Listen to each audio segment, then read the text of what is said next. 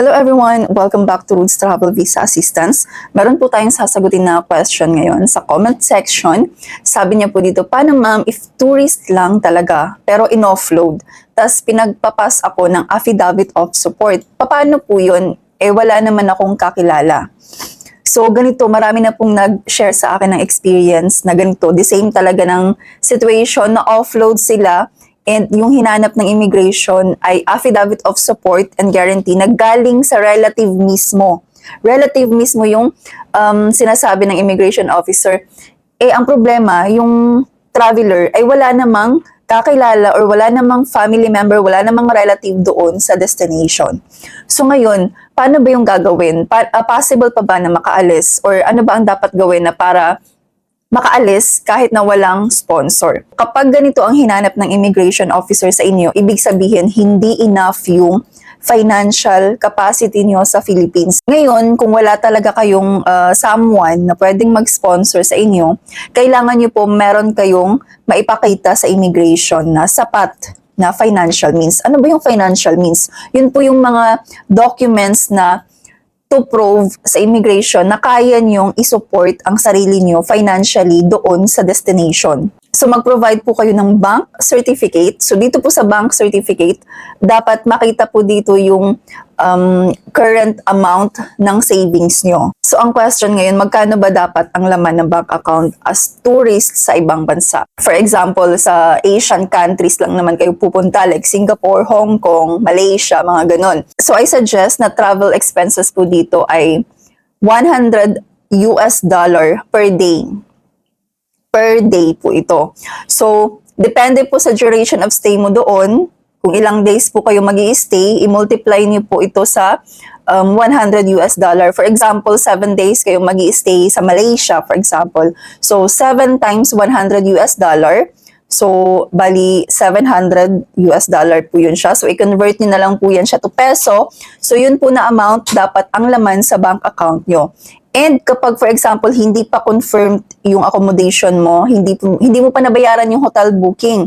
So, dapat idagdag mo po yun siya, yung amount, yung budget mo para sa hotel, idagdag mo doon sa bank account mo. So, actually, marami din pong nagsasabi na nakaalis daw sila na wala namang ganun kalaking amount sa bank account nila. So, maswerte po kayo kung ganun po yung naging experience nyo. Kasi marami pong nag-share na sa akin ng experiences and hindi po talaga sila nabigyan ng swerte pagdating sa immigration. So, actually, hindi ko na mabilang sa daliri ko kung ilan na yung mga nag-share sa akin ng experiences na na-offload dahil hindi enough yung pera nila or wala silang sapat na financial means na naipakita sa immigration. Again po, case by case po talaga sa immigration, iba't iba po yung situation natin. So, kung yung iba nakaalis sila na hindi enough yung financial means, possible na yung iba naman ay hindi makaalis. Depende kasi yan sa situation, depende kung paano nyo i-handle yung sarili nyo na maipakita sa immigration na talagang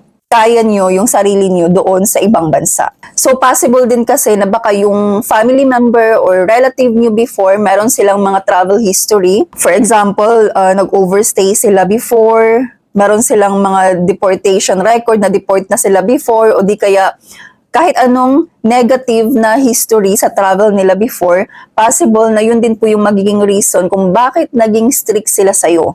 O di kaya nakita nila sa'yo na baka hindi ka magtuturist, yung hindi sapat yung mga documents na naipakita mo sa kanila. Hindi sila satisfied na talagang magtuturist ka lang doon. Lalo na kapag the way ka sumagot sa mga tanong nila, yung parang hindi ka confident sa sagot mo, yung parang makita nila na may tinatago ka talaga na hindi totoo yung purpose of travel mo. Kaya ganun po yung possible na mangyari talaga pagdating nyo sa immigration. So, hindi lang din po yung bank documents ang kailangan na ipakita sa immigration. Kailangan nyo din pong magpakita ng proof of source of income. Saan ba galing yung pera nyo sa bangko? So, kailangan mag-provide po kayo ng documents to prove na totoo yung mga sinasabi nyo. So for example, kung employed kayo, meron kayong work sa Philippines, so dapat mag-provide po kayo ng certificate of employment, approved leave of absence to prove na babalik pa talaga kayo kasi meron pa kayong work sa Philippines, payslip or payroll, income tax return kung meron, or kontrata kung meron po. So yun po yung mga pwede nyong i-provide sa immigration as proof na meron po kayong trabaho sa Pilipinas. So for example naman kung self-employed. Self-employed meaning meron kayong business sa Philippines. So pwede po kayong mag-provide ng business permit, DTI certificate, and income tax return. And then kung freelance naman po kayo, online lang po yung work nyo, so pwede po kayong mag-provide ng certification na galing po sa client nyo to prove na meron kayong project sa kanila, meron kayong work sa kanila na ongoing, like that. Or for example, kung tapos na, pwede rin ilagay sa certification na galing sa client nyo na tapos na yung project. Kailan nag-start and kailan natapos yung project mo. And then, proof of transactions, yung mga payment po ng clients nyo sa inyo. And of course, ITR, income tax return, mas okay din po kung meron kayo niyan. So for example naman, kung student, walang source of income kasi nag-aaral pa. Possible po hanapan kayo ng affidavit of support and guarantee, depende kung sino yung sponsor nyo. And then, kailangan mo din ihanda yung proof of enrollment, approved of leave of absence if kapag yung travel dates mo ay during school year pa. And then, pwede mo rin isama yung school ID mo na validated. For example naman, kung unemployed talaga as in walang source of income, walang trabaho, hindi naman student, kailangan mo talaga mag-provide ng affidavit of support and guarantee na galing sa sponsor. Maghanap po kayo ng someone na mag-sponsor po sa inyo. Kasi kailangan nyo pong ma-prove na meron talagang gagastos sa travel nyo pagdating nyo sa ibang bansa. So, hindi lang po affidavit of support and guarantee ang kailangan ng immigration kapag sponsored po yung travel. Kailangan makapag-provide din po kayo ng proof of relation sa sponsor nyo. Genuine relation sa sponsor. Kasi meron din pong mga na-offload na kahit na meron silang affidavit of support and guarantee na galing sa sponsor, pero dahil hindi po nila napatunayan yung relasyon nila sa sponsor nila, wala silang naipakitang mga proof, so possible pa rin po kayong ma-offload niyan. So bigyan ko po kayo ng sample kasi meron din pong nag-share sa akin na offload po siya dahil friend lang yung sponsor niya. Actually, marami nang nag-share sa akin na ganito, friend lang yung sponsor and na-offload. And then, yung sinasabi po ng officer sa kanila, ng immigration officer, na hindi daw pwedeng mag-sponsor kapag hindi relative. As in, yun daw po talaga yung sinabi sa kanila ng officer. Pero, ang dami din namang mga cases, ang dami din namang naka-experience na sponsored sila ng mga jowa nila, ng mga boyfriend nila, girlfriend nila, pero nakaalis naman.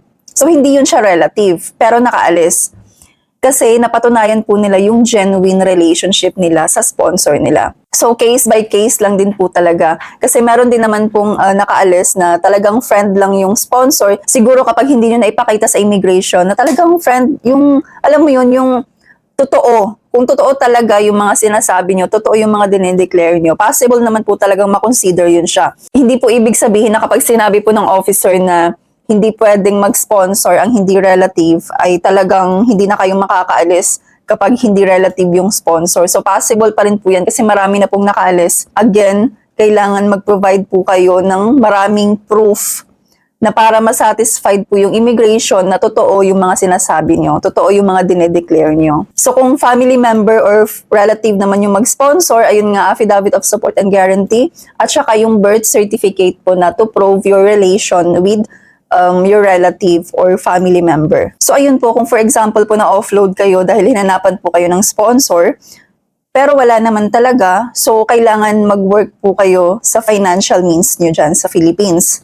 Kailangan maipakita nyo po sa immigration na kaya nyong isupport yung sarili nyo financially na hindi nyo kailangan ng sponsor. So kung meron po kayong mga questions, clarifications, or kung meron po kayong suggestions, pwede nyo pong i-comment dito. Thank you po for watching. Bye-bye!